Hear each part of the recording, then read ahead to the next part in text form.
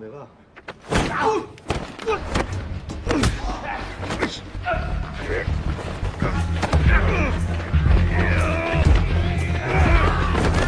아유 들어오시면 안 돼요. 예?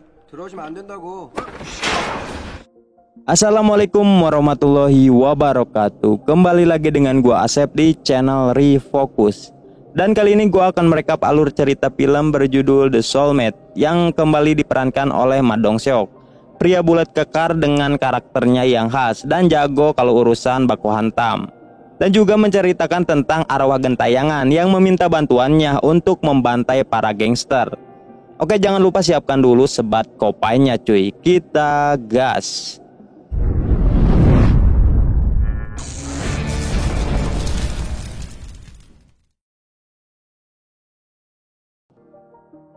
Film ini diawali dengan seorang polisi bernama Tae-jin yang sedang mengejar copet bersama partnernya yang bernama Jong-sik. Hingga akhirnya mereka pun berhasil menangkap pencuri itu.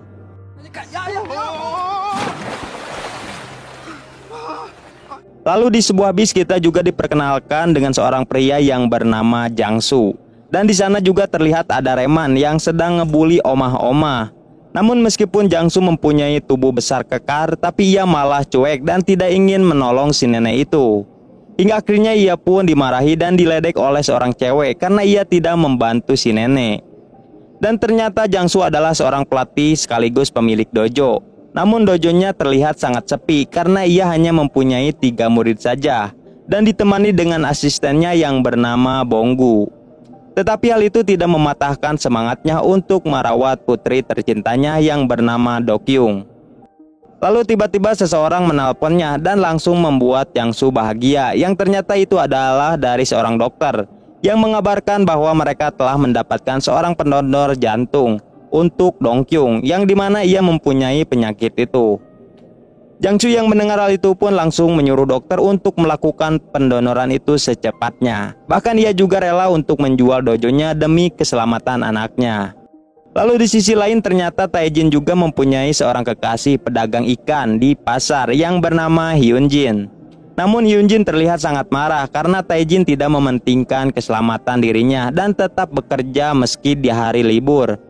Lalu Tae-jin mengajaknya untuk makan malam. Tetapi Hyun-jin menolaknya karena dagangannya yang belum habis terjual.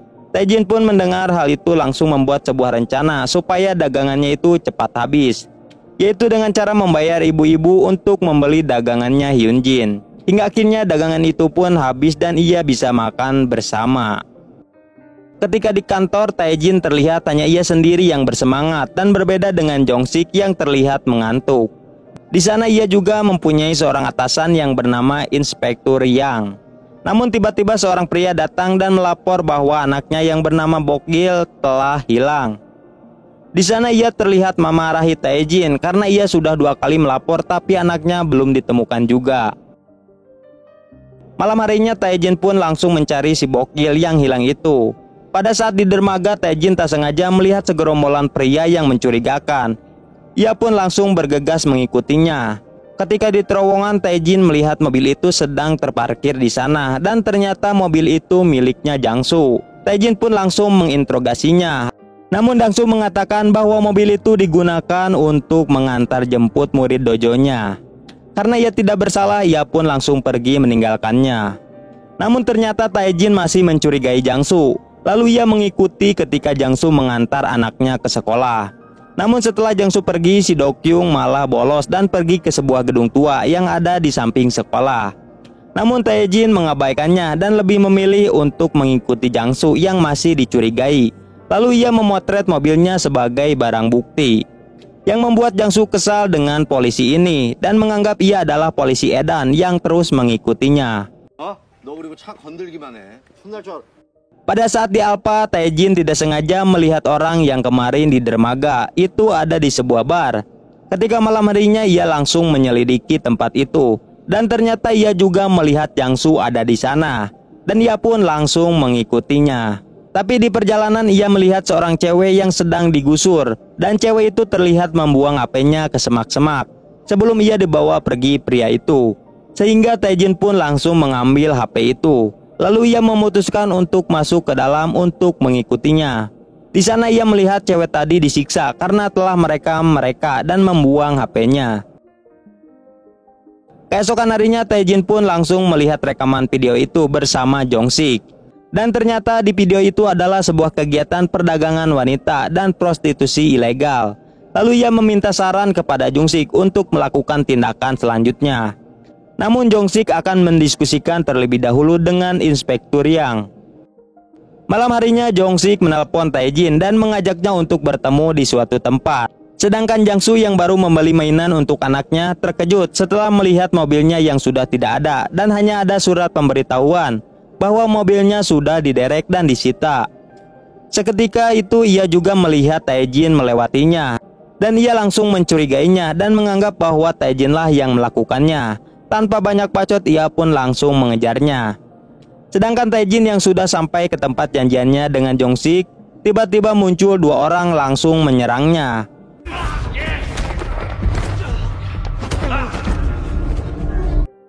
Meski sempat melawan, namun mereka langsung menabraknya yang membuat ia langsung tepar.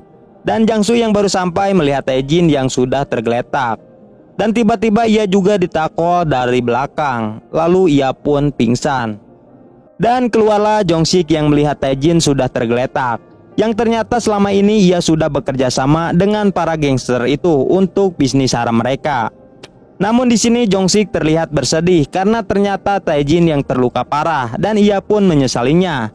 Karena dalam rencana mereka tidak akan terlalu berlebihan.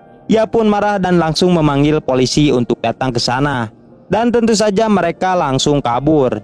Pada saat ambulan datang, tiba-tiba Tae-jin terbangun. Di sana ia merasa aneh ketika ia memanggil Jong-sik tapi tidak terdengar olehnya.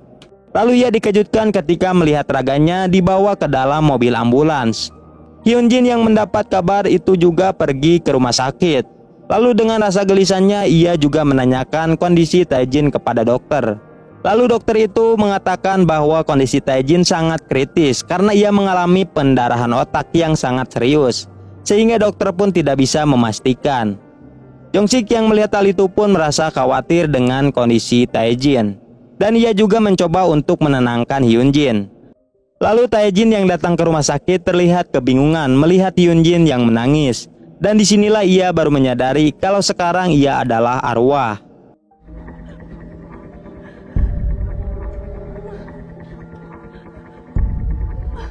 Keesokan harinya Jang-soo tersadar dan melihat di sana sudah ada Dok-young dan asistennya. Pada saat mau ke toilet, Jang-soo bertabrakan dengan Tae-jin. Lalu Tae-jin pun merasa aneh karena Jang-soo bisa melihatnya. Lalu ia menjelaskan bahwa ia yang sekarang adalah arwah. Namun di sini Jang-soo tidak mempercayainya. Hingga akhirnya ia memegang Tae-jin namun tembus dan ia pun pingsan. Setelah tersadar kembali, ternyata Tae-jin masih berada di sana. Dan ternyata hanya Jang-soo lah yang bisa melihat arwah Tae-jin.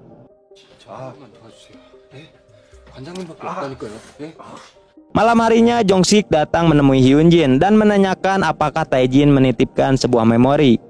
Tetapi ia tidak mengetahui tentang memori itu.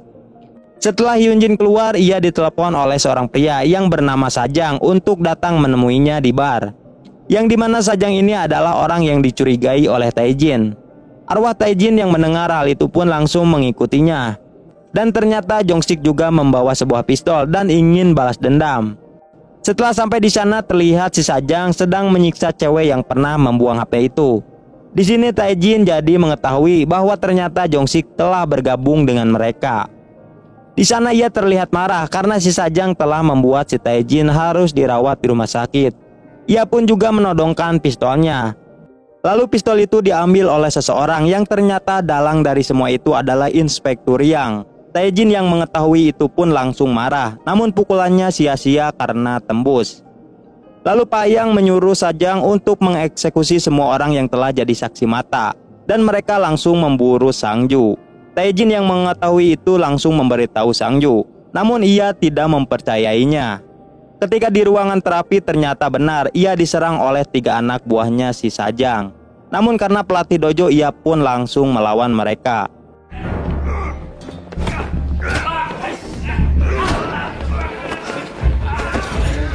Hingga akhirnya ia berhasil kabur setelah dibantu oleh arwah Tae-jin. Malam harinya suster memberikan barang Taejin kepada Hyunjin yang masih setia menunggu pacarnya itu. Lalu dari celana Taejin ia melihat formulir registrasi pernikahan yang sudah Taejin tanda tangani.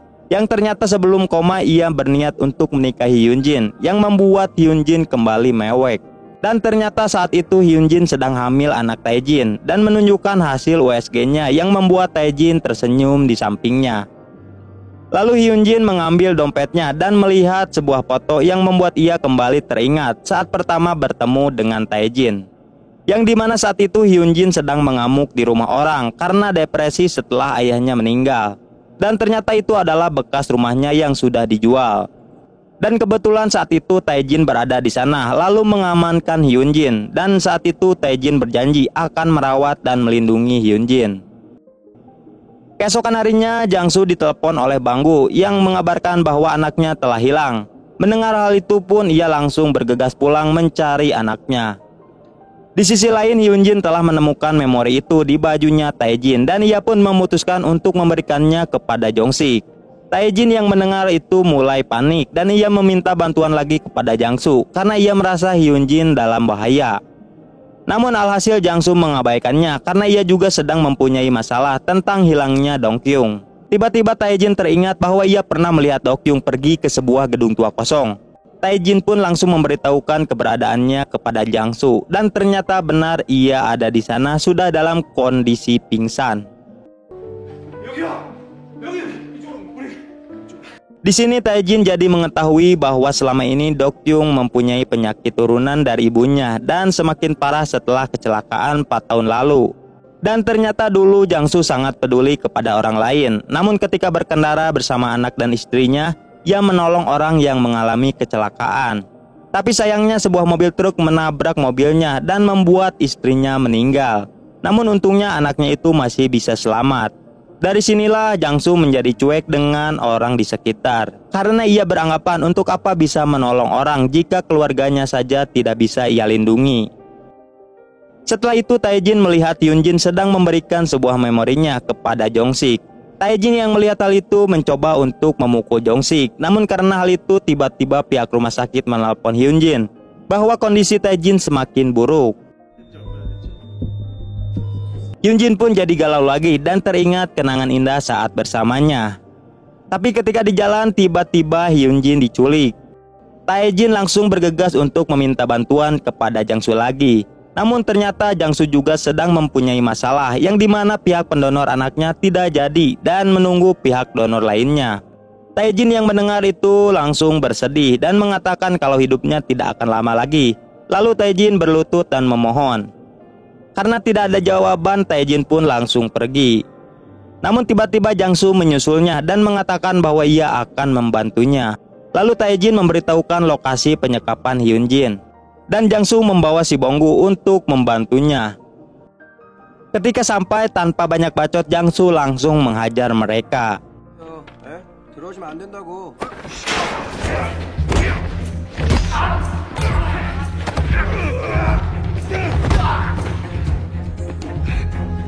Setelah keluar dari sana, ia bertemu dengan inspektur yang langsung menghajarnya.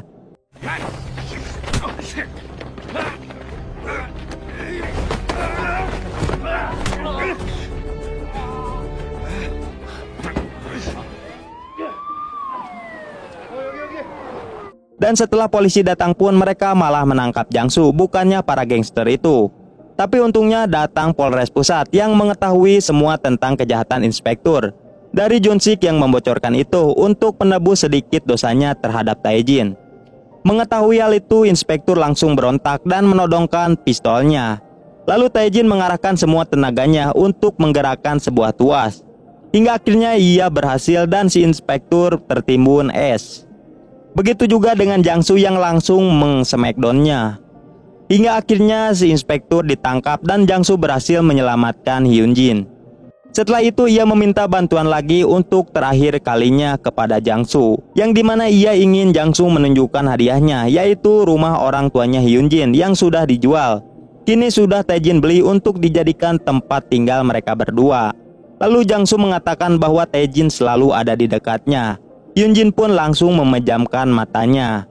Setelah itu Taejin juga mengatakan kalau Hyunjin harus menjaga diri baik-baik. Dan ia juga meminta izin bahwa ia akan mendonorkan jantungnya kepada anaknya si Jangsu.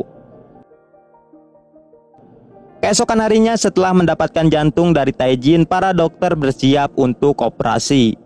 Ketika dokter itu berpapasan dengan Jangsu, ia mengingat tentang Jangsu yang pernah menolongnya ketika kecelakaan. Dan dokter itu juga mengatakan bahwa ia selama ini selalu mencarinya. Dan ia pun merasa bahagia karena bisa bertemu dengan Jangsu. Dan Pak Dokter juga berjanji bahwa ia akan menyelamatkan putrinya.